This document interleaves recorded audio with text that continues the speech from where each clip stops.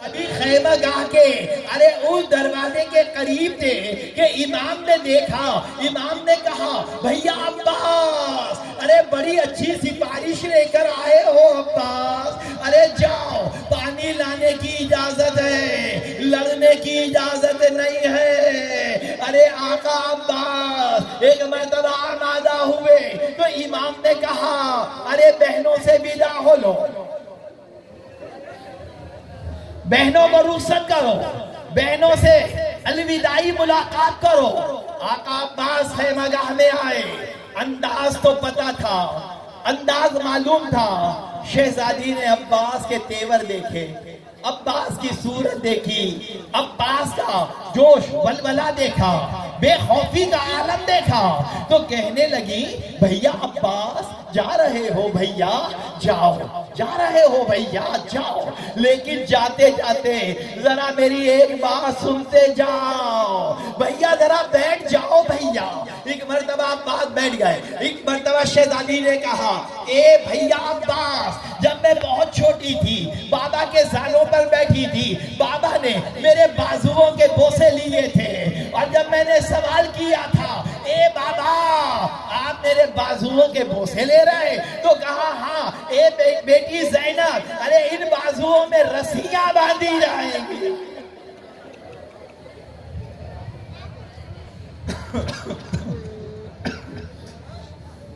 ان بازوؤں میں رسیاں باندھی جائیں گی۔ اے بھیا عباس میں سوچا کرتی تھی کہ جس کے 18 بھائی ہو اور عباس جیسا بھائی ہو، کس کی مجال ہے کہ وہ اس بہن کے بازوؤں میں رسیاں باندھے۔ بھیا عباس جاؤ، خدا حافظ و ناصر بھیا، اب مجھے یقین ہو گیا، اب میں دیار بدیار کوچا بکوچا ہرائی جاؤں گی بھیا۔ عباس آئے، امام کو رخصت کیا، خدا بندہ میری فوج کا علم بردار جا رہا۔ ایک مرتبہ عباس کے پاس ایک نیزہ تھا، عباس تلوار لے کر نہیں گئے، تلوار نہیں تھی عباس کے پاس، ایک نیزہ تھا، نیزہ لے کر آگے بڑھے، 500 سپاہی دریا کے کنارے عباس کو آتا دیکھا، بھاگنے لگے۔ عباس نے گھوڑا دریا میں داخل کیا اور ایک اشارہ گھوڑے کو کیا اور کہا اے عزب وفادار، تو بھی تو ہمارے ساتھ پیاسا ہے، پانی پی لے۔ گھوڑے نے یہ جو ہم زلینا برآمد کر رہے ہیں جناب، یہ گھوڑا جو ہے اس نے انکار میں سر کو ہلا کر گویا زبانے بے زبانی سے کہا اے آقا، بچے خیمہ گاہ میں پیاسے ہیں اور ان کی آوازیں آ رہی ہے، العطش اجرکم اللہ، اجرکم اللہ، یہ بچے پیاسے ہیں، یہ گھوڑا ہے پانی نہیں پی رہا۔ یہ کیسے ظالم ہیں جنہوں نے بچوں کو پانی نہ دیا۔ ایک مرتبہ عباس نے مشق کو بھرا، اب عباس کی ایک تمنا ہے، ایک آرزو ہے، یہ پانی جلدی سے خیمہ گاہ میں پہنچ جائے۔ نہر فرات سے گھوڑا باہر نکالا اور عباس آگے بڑھ رہے، ادھر عمر سعد چلایا، عمر سعد نے کہا روکو عباس کو روکو، میں حضرت عباس کے مسائل پڑھ رہا ہوں، روکو عباس کو روکو، روکو عباس کو روکو۔ ایک بند پانی کی خیمہ گاہ میں چلی گئی تو پھر قیامت تک ان سے مقابلہ نہیں ہو سکتا۔ ایک مرتبہ باغی کی فوج سمٹ کر آ گئی، عباس علمبردار بڑی تیزی کے ساتھ آگے بڑھ رہے، ایسے میں ایک ظالم نے عباس کے دائیں ہاتھ پر حملہ کیا، عباس علمبردار کا دایاں ہاتھ شہید ہو گیا۔ عباس نے بڑی تیزی کے ساتھ علم کو اور مشق کو بائیں ہاتھ میں سنبھالا،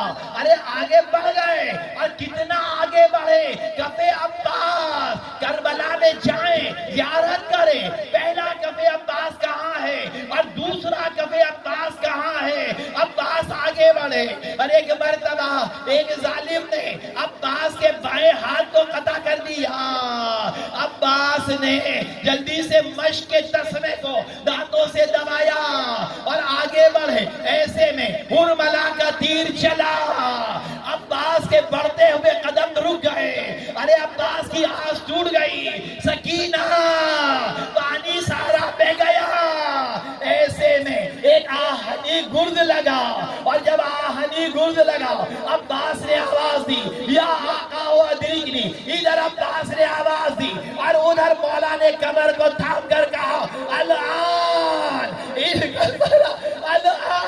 ان کا سرازاری، اے عباس تمہارے مرنے نے میری کمر کو توڑ دیا، ارے عباس آئے، عباس گھوڑے سے گر رہے تھے تو ایک ذاکر نے یہ مسائب پڑھے، رات کو فاطمہ آئی اور آ کر کہنے لگی اے ذاکر تو نے حق مسائب عباس کو ادا نہیں کیا، ارے مولا میں شہزادی میں نے اتنے مسائب پڑھے، خلق خدا نے گریہ کیا تو کہا ارے تو نے پورے مسائب نہیں پڑھے، ذرا غور تو کر، جب کوئی شہید ارے کوئی زخمی ارے گھوڑے سے گرتا ہے تو سب سے پہلے اپنے ہاتھوں کا سہارا لیتا ہے، حبیب گھوڑے سے گرے ہاتھوں کو بڑھایا، بریر گھوڑے سے گرے ہاتھوں کو بڑھایا، مسلم گھوڑے سے گرے ہاتھوں کو بڑھایا، ارے مجھے بتا